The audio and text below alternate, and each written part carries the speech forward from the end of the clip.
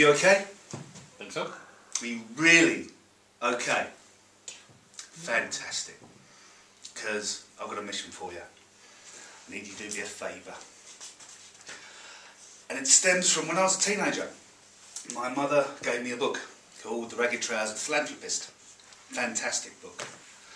Modern classic, written before the First World War. Main protagonist, our hero, is Owen, the painter.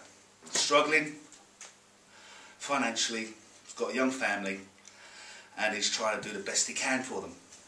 One day, Owen, reading the paper about another family in his town, where the father, out of the blue, slits his son's throat with a razor blade. Then his wife's, then his own. And Owen generally considers it as a viable option. I just freaked me out. As a teenager, I'd see my parents as a place of security and as a place of safety. How could somebody with that responsibility possibly do such a thing? It must have been something that happened in the old days. It doesn't happen anymore, and I put it at the back of my mind.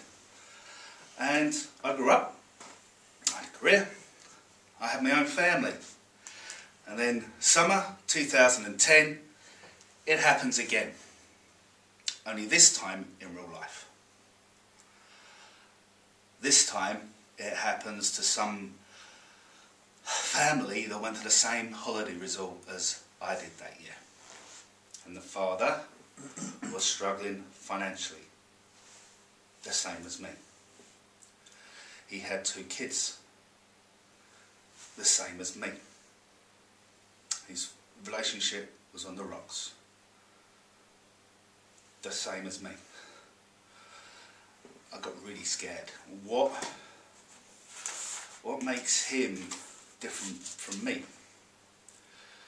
Because the final thing we had in common was that we're both doting fathers that love our kids. The outside world sees us taking care of our kids. So what's the difference between him and me?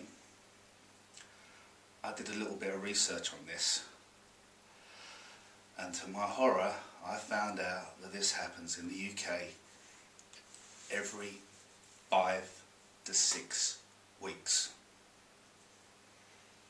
A father kills his family. And the main factor in this is finance. We've got a stigma in this country, in the Western world, where we can't mention that life has happened. We're not allowed to say things have gone wrong. In fact, it's okay to mention that we've got a sexually transmitted disease, but it's not okay to say that we've missed a credit card payment. Now, I've been a bailiff for over 10 years. This happens to everybody. I don't just seize goods in council flats. I've seized Rolls Royces, Aston Martins and Learjets. Life happens to everybody. So, what are we going to do to keep our little soldiers and our little princesses around a bit longer?